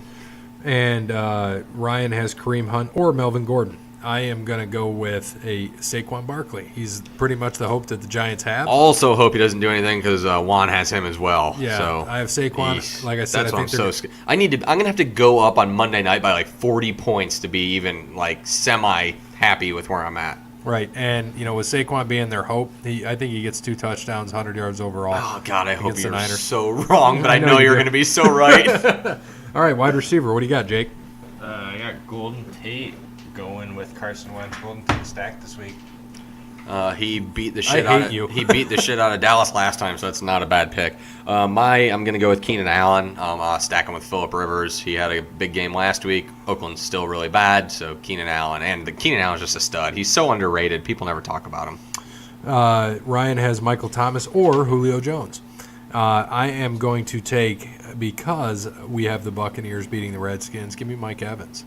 Somebody I haven't Yeah, he picked didn't yet. do shit last week. I know. That's why I think he comes back. He had 10 targets and caught 1 ball. I know. That's He's coming back, Oof. I hope. Well, sort of. All right, next, tight end. I'm going to go, I did Greg Olson this week. He might not play, Oh, well. maybe, but he's played the last 3 weeks, scored 3 touchdowns, so whatever. Well, I got that late swap on DraftKings. So. There you go. I like it. My tight end, George Kittle. The Giants have been really bad against tight ends, and George Kittle is an absolute freak, and Nate Mullins loved him, so I think he goes back to him, and Kittle keeps up his tight end 1 numbers, and I think he's the tight end of the future. Going to be really, really good. And Ryan has Travis Kelce or Zach Ertz. I have Zach Ertz. God damn it, guys. Those are all the guys I'm playing against in fantasy. Stop picking them. And defense. Sons of bitches. What do we got? I did not pick a defense. Let me see here. Let's go Bears defense this week against the Lions. I hope you're right. You can pick the Bears defense any week, and you're probably going to be right. I actually have, because I picked them up, I have the Jets this week. Give me the Jets against the Bills. I don't know if Peterman's starting. I don't know if Allen's back. I don't know who the hell they have there. You But saw who they picked up, right? no. Terrell Pryor, who is now the best quarterback on their team. Oh, I hope he plays quarterback. I know. Then my Jets defense will be even better. Like I said, if they score 3 points this week, I'll be semi-surprised. So give me the Jets D. Ryan has Bears, Jets, or Chargers. I have the Jets. So we'll see. And to kind of finish this whole thing off, we had a fun, interesting topic for this. So we went with top 5 active NFL quarterbacks in 5 years. Are they still with their current team? If it's a college player currently, who do you think they play for? So we can go down the line. I'll just give you what Ryan put it because he put them in no particular order. Dak Prescott, year 7 with Dallas. Carson Wentz, year 7 in Philly. Deshaun Watson, year 6, maybe still in Houston. Patrick Mahomes, year 6, still Kansas City. Baker Mayfield, year 5 in Cleveland. And he gave us a college player, Justin Herbert, Oregon's quarterback. He's got him year 4 with the Giants, which I could see happening because it's the Giants. So let's go with our 5. Number 5. Go ahead, Jake. 5. Ooh, I got Jimmy Garoppolo staying with the 49ers. Okay. I think he has potential to be a good, reliable quarterback in the league. Okay, that's fair. My number 5 is going to be Dwayne Haskins with the Oakland Raiders. Derek Carr will not be there much longer. Oakland's going to suck next year, too. Look at Dwayne Haskins. He'll be quarterback of the future for the Raiders. I don't think he makes it in the NFL, but that's just me. How? I'd love to know how. I just don't understand how people don't see this. What Ohio State quarterback does, That's though. exactly all I was going to say. But Oh, okay. What Ohio State quarterback has thrown? How did he throws though? That is None. Well, I mean, Cardell does, but but Haskins still has a better touch than Cardell. Yeah, but we see, I just don't see it. But we'll see. I mean, he plays around college kids who can't catch a Brett Favre fastball. So Yeah. if he plays around pros, they're catching these balls all day.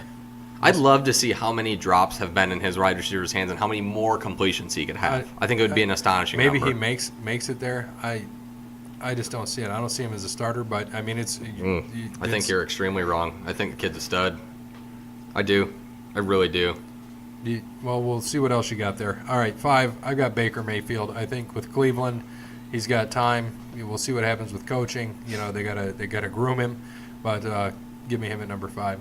Jake. I had Baker at 4. I think within the next couple of years, as long as Cleveland can actually stick with the quarterback for once, I think if they give him some time, and I think if Cleveland gives him time, I think they can be in the playoffs for the next 3-4 years. I mean, maybe sooner. Who knows? I think they need to get that with Baker. I think with the team they have, this is the best that they've been, and I think this is their time that they need to get there to the playoffs. Yep, I agree with you. Deshaun Watson is my number 4. I think the dude's just, he's really good. You've seen what he's done. They've just rattled off 6 straight wins. They're going to keep going for more. I think he was a little bit hesitant after tearing his ACL and coming back, and now you see he's starting to play with a little bit more poise. He's starting to run around a little bit more, look a little bit better. His offensive line has been blocking a lot better to give him time to throw and actually make plays, which he's doing. So Deshaun Watson, still with Houston. He's not going anywhere. He's going to be their quarterback of the future. Number 4, I also have Deshaun Watson. Just piggybacking what you said. Still with Houston. Came off that injury. He is their future. Any hope they have. So give me Deshaun Watson as well. I'm still struggling with Dwayne Haskins. I don't know why. And you could be right, but top 5, I don't know. That's where I'm sitting at. So we'll see. All right, for my 5 years from now, we're at episode 300. 400. No, we'll be at more than that. We'll be at episode 500. Hopefully it's episode 569. Yeah, I hope you're right. So for my number 3, I'm going to go... I had Tua Tagovailoa. I think he goes to the Raiders, and I think they can fine-tune him in the NFL and make him better than he is, and I think he could help the Raiders. Okay, that's not bad. Certainly very possible. Like next year, not this next year's draft, but the 2020 draft. It's going to be you're taking Tua and Haskins. Those are going to be the 2 guys that are there. That's just how it's going to be, and there'll be other. Like they said, this year is just. I know that Justin Herbert out of Oregon. I don't think he's that good, in my opinion. But so I think Ryan Finley from NC State's going to be better as an NFL quarterback. But next year is going to be the big quarterback year. So we'll see how that goes and who gets who. My number 3 is going to be Baker Mayfield. I wanted to make him 2, but I just couldn't. There's 2 other quarterbacks that are a lot better, and I think in better situations than he is. So give me Baker at 3. I agree with you, Jake. He's going to, as long as they get a decent coach in here, I guess I should say, and coach him right, I think he's going to be just fine. He's already showing he's good. He's won games, so that's more than any other quarterback has done. And I really think that with the defense they have, if they can stay together with Garrett and Ward on the outside leading that defense, that they're obviously going to be in games as they pretty much have been all year. And Baker should lead them to a couple playoff berths, I would think. Number 3, which I doubt he's not in your top 5, I guarantee it. Carson Wentz. I think he's there in Philly. He's going to keep it. What he's doing. He got him He got them pretty much the Super Bowl. Thankfully, they had Foles to get them the Super Bowl and everything else. This year, kind of a drop-off after the injury. But we'll see what happens. We're talking 5 years from now. I think over time, keep the people around him. He'll be okay. They do need – how do you think they're ever going to solve their running back issues? There's a big free agent out there that could be picked up. Do you think he'd go to Philly, though? I can see. Well, if they want to pay Carson Wentz, probably not. So what happens – you're right. I agree. Because they're paying Ertz. Yep. And Jeffrey. So what can you want to – we'll get into Le'Veon just real quick. He doesn't sign this week. If he doesn't, he's in Pittsburgh right now, so we'll see. If he doesn't sign, what happens? See, I don't know. I've heard, and this is the problem, is I've heard different things. I've heard that if he doesn't sign, he's still eligible for free agency. I've heard that. Interesting. Even though he doesn't get credit for the year? Right, but Adam Schefter has said that that's not true. But I trust Schefter. Yeah, but there's been people who are disputing his claim, saying that, and they're saying, no, the NFL Players Association is saying this. So we'll see. I mean, I think that he's going to show up and play because I think I agree with you. I think you're right. I think Schefter is right, and I think he does need to show up. But I've just seen conflicting reports back and forth, so I really don't know what Bell's going to do. Obviously, he's not going to play for Pittsburgh next year. That's a given. So he's going to be the hottest free agent of the summer probably, if he is, or he might get traded. I don't know. I figured they would have traded him by now. Do you think, to go back to the beginning of the year, like you said, where I said he's not going to do as good this year as he has in previous years, which obviously he didn't play, so that kind of worked out for me there. Do you think he still comes out next year? Let's say he doesn't play this year, signs, doesn't play, or doesn't sign, doesn't play. Do you think he comes out and is as good as he has been? Being, what, he'd be 28? Yeah, because he, all he's been doing is working out. It'll probably take him a couple games to get back into game shape and do that, but, I mean, he's still a professional athlete. He's still in the prime of his career, so, yeah, I don't see any issues of him not being any good. Or declining, regressing, however you want to put it. No matter who he plays with? No, I don't think so. Okay. I mean, because you've seen it in the past, he doesn't really need a great offensive line because he's so shifty and he can find the hole so fast, and he's so patient that he can wait behind guys and then move from there and go. So I think that Bell is still going to be a no pun intended, bell cow, going forward for whoever he plays for, whether it's Philly, the Jets, whomever it may be. I really think that he's still going to be a top 5 running back in the NFL, top 3 running back in the NFL. Okay. Jake, number 2? Number 2, I had Carson Wentz as my number 2. I agree with you, Gary. I think he, in the next 5 years, if he stays with Philly, I think Philly gets 2. I think Philly with Carson Wentz, I think they get another Super Bowl, maybe 2. I think you're missing somebody. I don't think they get 2 Super Bowls. I don't even know if they win another one. I think they'll get at least one. Maybe. Just with the guys that are there now and my top 2, which I guarantee are probably Bears' top 2. I don't think so. Maybe. The number 1s are going to be the same, I'd hope. Yeah. Number 2, what do you got? My number 2 is actually Jake's number 5 or 4 is Jimmy Garoppolo. Oh, Jimmy. Okay. Yeah, I think that Jimmy G, even though with the torn ACL, is still a stud. I mean, the dude still went undefeated last year coming back into San Francisco. Granted, he lost this year early, but there's a lot of young talent on that team, and Kyle Shanahan's a great offensive-minded head coach. I think it's a perfect fit for him there. I think that Jimmy G will flourish. I think that they need another, Garcone's a little bit older. I think that they need a couple more wide receivers that are, I love Goodwin. He can pull the top. But you got Kittle. So I think as they grow and as, they have their growing pains here, I really do think that Garoppolo is the future.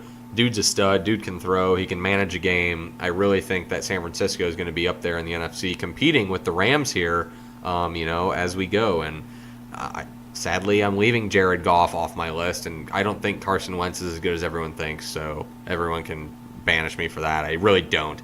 I think he's in a great he's like Goff. He's a great situational, or he's a great what do I want to say? What's the word I'm looking for here? System quarterback. Mm-hmm. You saw Goff under Jeff Fisher. Terrible. Worst in the NFL. What's Goff under Sean McVay? One of the best in the NFL. It's coaching. And I think that in Peterson's system, he's coached to throw a lot of checkdowns and then occasionally hit a big play. And that's kind of what Carson Wentz does if you really go and you watch him. He throws a lot of shallow crossing routes, and Aguilar can run, and then he'll hit at you with the deep ball, which is good. I memean, that's what you need to do as an offense. You need to lull the defense to sleep, throw some shorter routes, run some pitch plays, run some trick shit, and then hit them deep. The problem is that I don't know why. I think Carson Wentz is very average. I think that he's a top 14 quarterback, but I wouldn't put him much higher than that, to be honest with you. My opinion. So I'm leaving out Goff and Wentz. I have Goff. I feel like you hate on anybody in the Cowboys division. Or favor. I don't know how you feel about Dak, but I think that's a coaching situation. I think that's a terrible, just bad coaching, because you saw what he did with Dez and Linehan the first year that he was here. Right. They opened up the playbook for him and did this, and now they don't. And the thing is, Dak, you're right. Dak's the same thing. He's a system quarterback. He's not going to beat the top off the defense like totally a Rodgers. agree. But you know what? He can run the run-pass option, and he's the top in the NFL at that, but they don't do it. So why I don't get it. It's not that I'm quite hating. It's just that it's just my opinion. It's what I see when I watch Carson Wentz play. I see him as an average quarterback. I don't think they would have won the Super Bowl with him last year. The defense won that Super Bowl. But Foles also outplayed Brady in the Super Bowl, to be honest with you. Their defense got him there. All it was a strip. Otherwise, the second half, he went down. Brady scored 3 touchdowns. Yeah. So, but the strip at the end. The defense shut down Minnesota. They shut down the Rams.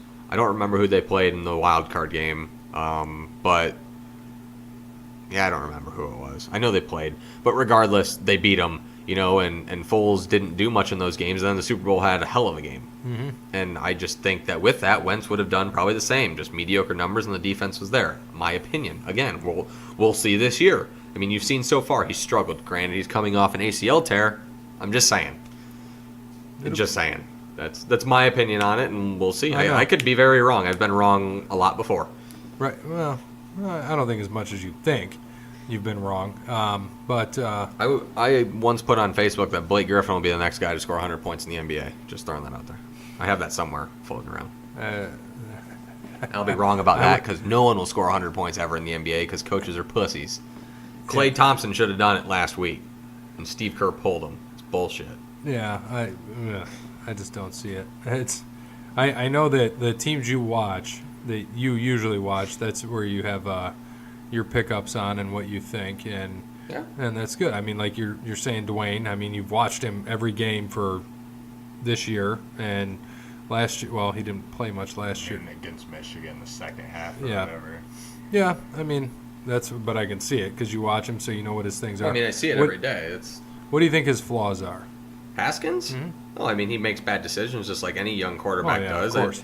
This last game against Nebraska was the worst game that he played. He made a lot of bad reads, and he hasn't done that before. He's made a lot of good reads. The problem is the wide receivers have dropped a lot of balls as well. TCU, they dropped a shit ton of balls. There's a lot of games where I can go back and say, he's putting these balls on the hands, and they're just straight flat dropping. They're trying to catch with their body, and you cannot catch the fastballs he's throwing with your body. You have to be hands. And the problem is that in college, they don't teach them that. They teach them to catch with their body. It's stupid. It is. I don't get it. You need talent, and that's what it is. If he had some wide receiver who was 6'4" and could run the top off the defense like you see at UCF or at Maryland, you get these guys like Stephon Diggs who played there, You get these guys playing at smaller colleges who are great wide receivers. How many really good wide receivers came from big colleges? Not a lot. Calvin Johnson came from Georgia Tech, and they never even passed the damn ball. Well, I mean, Jerry Rice went where?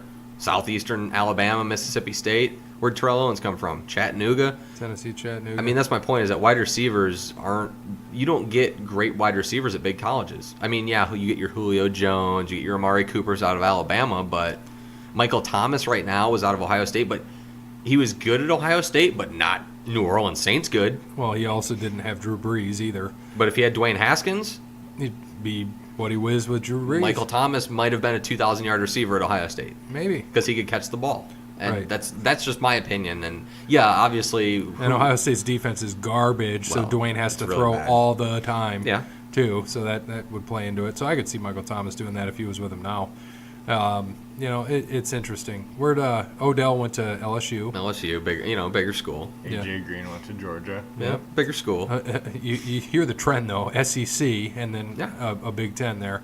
Who are some other ones that, while we're just talking about wide receivers, we're thinking of number ones? Antonio Brown, Central Michigan. Central Michigan, right? I mean, Corey Davis went to Western Michigan. He's Tennessee. And he's not. I'm not saying he's great, but he's Tennessee's number one. I mean, Will Ferrell. He went to USC. Will Fuller. Notre Dame. Notre Dame. We're not even going to bring that up. No. What about DeAndre? Clemson, I think. Yep. Yeah. And that was right as they were getting good. Mm-hmm. That was when they beat Ohio State. I remember that very fondly. So, I mean, a lot of your number ones, most of them come from big colleges. If they didn't, they usually have a quarterback that's a stud. Like Tom Brady can make anybody good. Yeah. That's just You that. got Drew it. Brees, same thing, can make anybody good. And now that he has Dez, Dez I'm sure has some rust, but he's going to come out. He's not going to be your down the. It was funny. I was listening to, I don't know if it was no, it wasn't Cowherd. It was Max and Stephen A. Smith, and Max is talking about, no, I don't think it was a good signing for the Saints. And Stephen A., this is one of the few times I agree with Stephen A. because he just shit all over Dallas. No, he hates Dallas. I know he does, and he shit all over him. And Skip Bayless, you see him throw away his stuff in his house. Good. He walked in, threw all his Good. Cowboy stuff in the trash. Skip Bayless cannot be a Cowboys fan. I mean, he's Right. such a fake. I hate him. He's a fake fan. No, he's a fake everything. He Yeah. just does it for publicity, and it's annoying, and he's just a dick. But Max said that it wasn't a good signing. I think it is a great signing for Drew Brees, especially that he said they don't have anybody to stretch the field. So Dez was a bad signing. I'm like, Michael Thomas, he can do anything out Yeah. there. He's doing anything. He can do the short routes. He can play the slide. He can play a deep ball. He can do anything out there. So whatever, Max. And with Dez, it'll be interesting to see. We already gave our stats earlier, what we think is going to happen. But back to this quarterback thing. Number 2, like I said, Jared Goff. He's got a good situation. When you have a good situation, I don't care if you're a mediocre quarterback. You have a good situation on a good team, you're going to look like a stud. Yep. Like Terry Bradshaw wasn't that great if you look back at it, honestly, and he has 4 Super Bowls. Yeah. But that's just how it is. Well, 4-0 in Super Bowls. Yeah, and that's because of his defense. Exactly. Yeah, That's what I mean. But he gets the credit. No, and people do talk about steel curtain, of course. But, when you're thinking of defense and other things, people don't usually say that. Like the Patriots might have a good defense sometimes, but who gets the credit? Tom Brady. Exactly. Because he usually does Tom Brady things and brings them back. Should be Adam Vinatieri since he won him about 3 of those 5 Super No Bowls. shit. But Tom does get him down there, so we'll see. Number 1, Jake. Number 1. I think this is probably going to be across the board, or think maybe not. Patrick Mahomes with the Chiefs. Yes, I so it's think across the board. I think he has the best situation in Kansas City. I think they're going to be atop the AFC for years to come. Maybe get to And the with Super Bowl. young Kareem, I Yep. mean, they need to Kareem sign them Hunt both. Is a stud. Yes. He's a stud. Yep, called that last year. I can't believe he went in the 3rd round. It's disappointing, and we knew he was going to start, so I picked him last year in fantasy football. You did. Easy pick, easy money. I mean, that's the other thing. I saw Kareem Hunt play a lot at Toledo. You just know when kids are good, and you can see these flashes.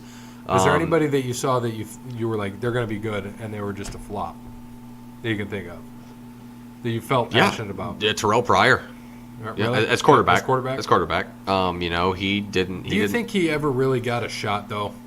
I do. He played for Oakland, and But Oakland. I I mean, know. anybody that goes to Oakland ends up being shit. speaking of that, did you see? Totally off topic. Did you see the stuff that came out about Jamarcus Russell?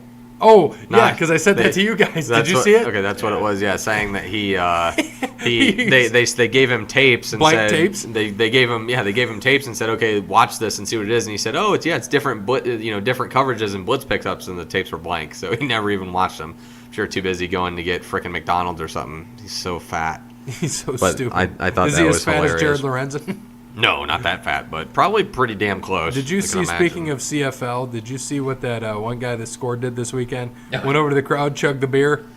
Yeah, that was his girlfriend because she put it on like Instagram or something like that, and that was absolutely hilarious. I love that. That was such a great celebration for the CFL.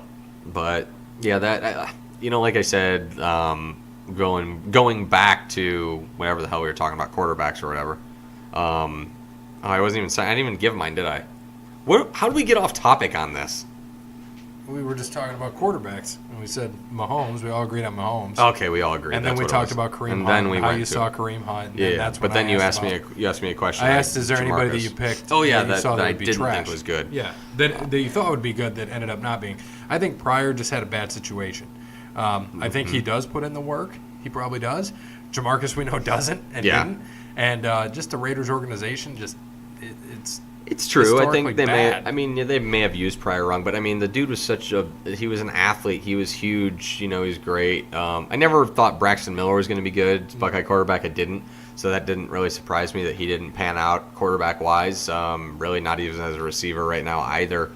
Honestly, off the top of my head, I I really can't think of any. Like I said, I know there are. I personally guarantee. I said, "Oh, this guy's going to be great," and is just trash. Because of my Michigan State shit, I thought Le'Veon was going to be good. I didn't think he'd be this good. Honestly, No. I thought he'd be top 15. I didn't think he'd be top 3. Zeke, I think we all just because that's just givens. Le'Veon, though, coming out of college, wasn't that big of a deal, at Michigan State. When you play at Michigan State, you got good running backs that usually come out of there, but they don't end up, amounting to much. Right. It's usually linemen. Some receivers do, some, but it doesn't end up being that big of a deal. And then you've got some quarterbacks out of Michigan, some running backs, some other players. How do you feel about, because I know we've talked about him earlier this year, how do you feel, I don't think he goes pro or makes it in the pros, but how do you feel about Shea Patterson? I still don't think he's good. I mean, even against Penn State, he was still making a lot of dumb decisions, but their defense is so smothering that he can do that and get away with it. He could play just an absolute crappy game, and their defense could smother him down. They could still win 17-10 or something like that, as they have. He played really bad against Michigan State, very, very bad. He had a couple of good plays, but I still don't think he's that good. That's going to be their issue, I think, on if they make the playoff, that's going to be right now, do you think they do? Going to be the weakness. Right now, yes. Okay. Right now, I think they beat Ohio State. Okay. And I agree with you. I haven't said that in 7 years. I know, I'm absolutely with you. I would, beginning of the year, I wouldn't have said it. You can see by our playoff pick. Not at all. And even halfway through the year, I wouldn't have said it. But if you were, I said, the funny thing was, I don't know if you remember, I said, if they beat Notre Dame, they're 11-1. If they don't, they're 8-3. Well, they lost to Notre Dame, and that's their 1. Mm-hmm. So I was on and off at the same time. If they would have came out playing, Shea had some more time. Notre Dame as good as their record shows? I don't think so. I think they're going to go in, whoever they play. I don't care if they play Michigan again, I think Michigan hands it to them. I do. If it's in Ann Arbor, yeah. Well, no. It's going to be, as we know, if it's in the playoff, it's going to be. But that's the thing, is Notre Dame plays up to their competition, plays down to their competition. So I don't agree with that really, because as you see, Notre Dame's big games, they've shown up and they've beaten them. They dominated Virginia Tech. They've played very well, and then the opponents that aren't so great, they've played down to more or less. So if they play up to their competition, you think they play up to Bama or Clemson? Clemson, yes. I think Clemson is a faker. I don't think they're as good as what they really are. And everyone's saying, oh, yeah, they could go with Alabama. I don't think so. I don't think anybody's hanging with Alabama. No, I think Notre Dame's number 2. I just don't think they can hang with Bama. I think the only team that can, and I'm being honest right now, that can hang with Bama is Michigan, but it's only a defensive thing. If their defense can stop Tua, that's what they have to hope. Shea's not going to score on Bama. No. They have to hope that they get a miracle play or the defense rips something off a pick 6 or 2 or 3. And that's why I was surprised that Bama, they beat. I mean, they didn't let LSU score. They shut them out. And it was before that as their defense. LSU. Yeah, and it was before that. Their defense isn't that great, and you get to go in and Joe Burrow's coming in and he can throw the ball and sling it around and nothing. So it was like, okay. Alabama's defense is legit now. That's scary. But we'll see. Like I said, I think that, I don't think that if Notre Dame happened to go to the national title and play Alabama, I don't think it's going to be the whatever the hell it was. What was it, 42-7 or whatever they beat them by? I don't even remember when it was. 10 years ago. Bama and Notre Dame national title. It was like 42-0, wasn't it? So, they scored something. Oh, did they? Yeah, late, I think. We got stat guy. Find that for us. I have one more thing for Bear when he's done with this. Yeah, I don't remember what year it was, but I don't think it's going to be like that. I think Notre Dame can compete a little bit, but you're right. I think right now Michigan is the best shot to beat Alabama just because of the defense. I really think that. I think, like you said, I don't think Clemson's that good. But like you said, I'm not always right. God forbid. Isn't that crazy?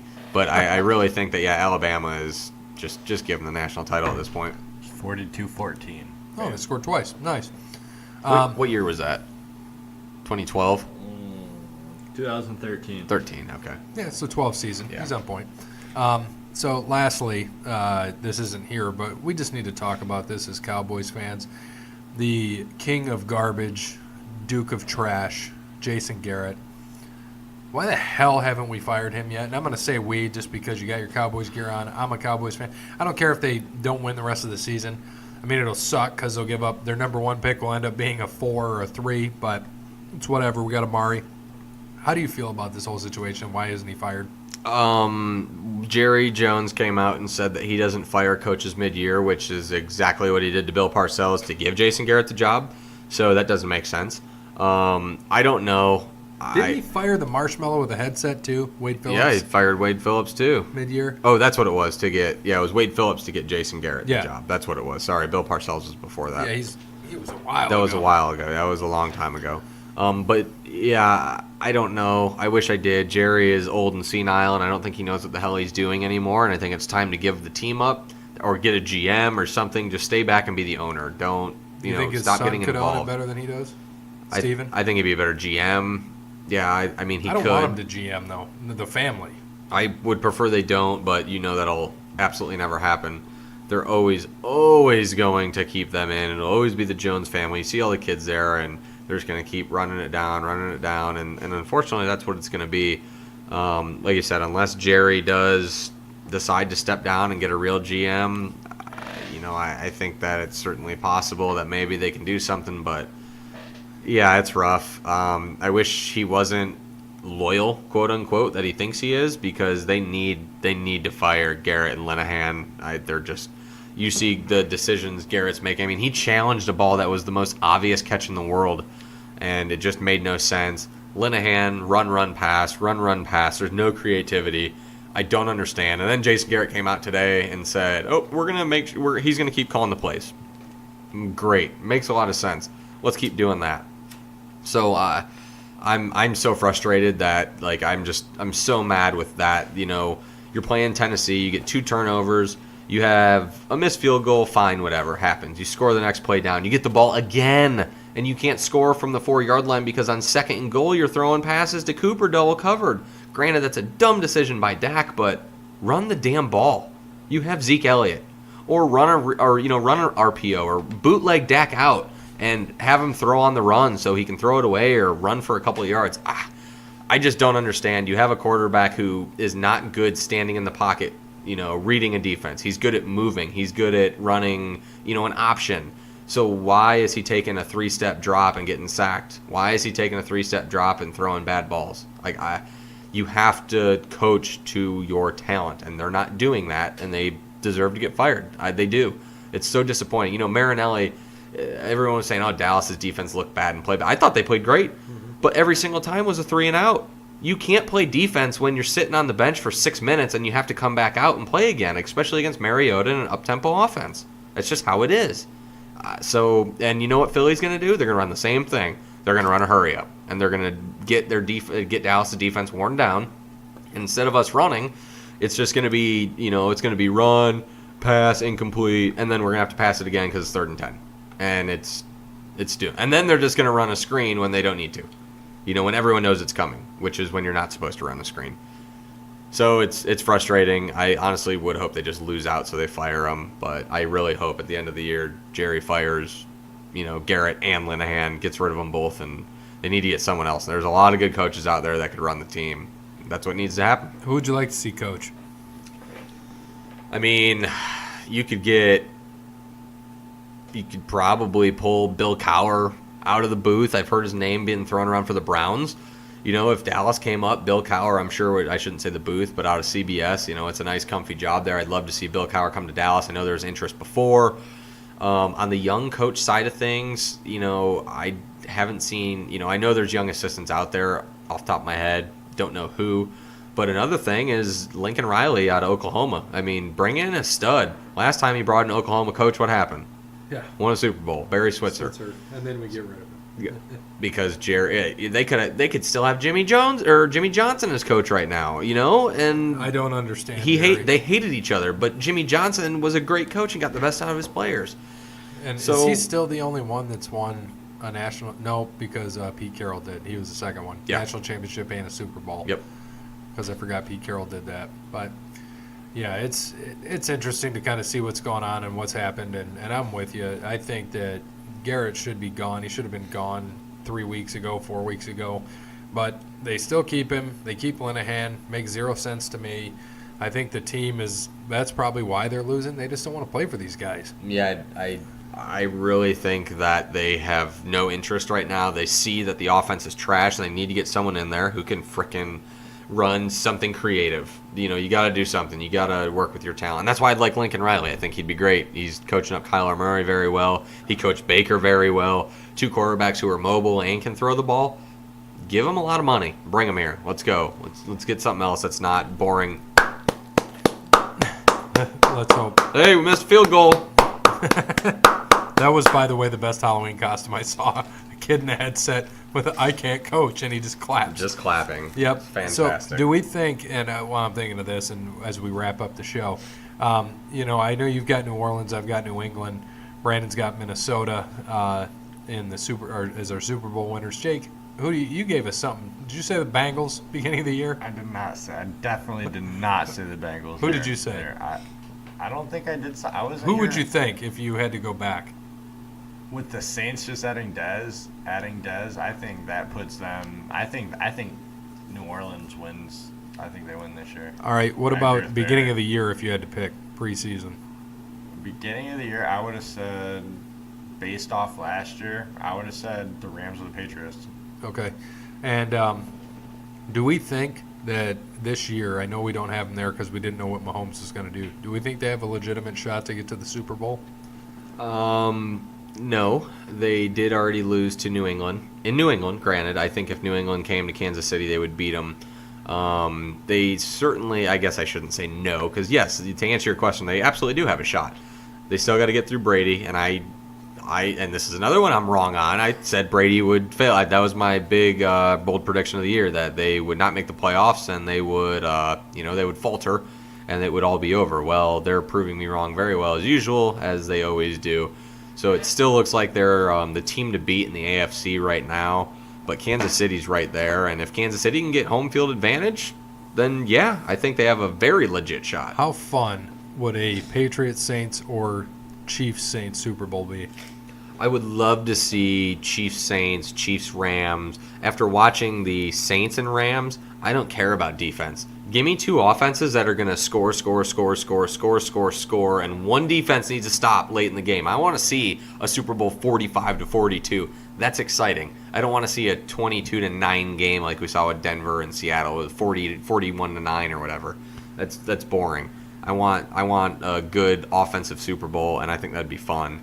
Honestly, right now, though, I think whoever does come out of the NFC is going to win the Super Bowl, which obviously have the Saints, but Saints or Rams right now, pretty solid. Yeah, I could see it too. So, this was a fun one. And Jake, thank you for filling in for so many episodes. We hope to see you on Saturday to fill in that last show for Brandon. And, we'll go from there. So, if I had to take a guess, I would say he won't be here. Okay. He's probably going to get too drunk Friday night, not show up. I guess we'll go with that. Yeah, because we got a 6 a.m. call, so we'll see if he makes it here. Yeah, 6 a.m. for you. You usually go to bed at 6, so we'll see what happens. The only thing that I get up for 6 a.m. for is to go hunting. So yeah, well, hopefully, remember 6 a.m. call. It's going to be an early one Saturday. Got to get to East Lansing for that game. So as always, we look forward to seeing you all next week. Brandon will be back. Hopefully, we get Ryan on in a few weeks. And as always, good morning, good afternoon, good evening, good night. Is it still good night even after daylight savings time? Because it feels like it's night still. all day.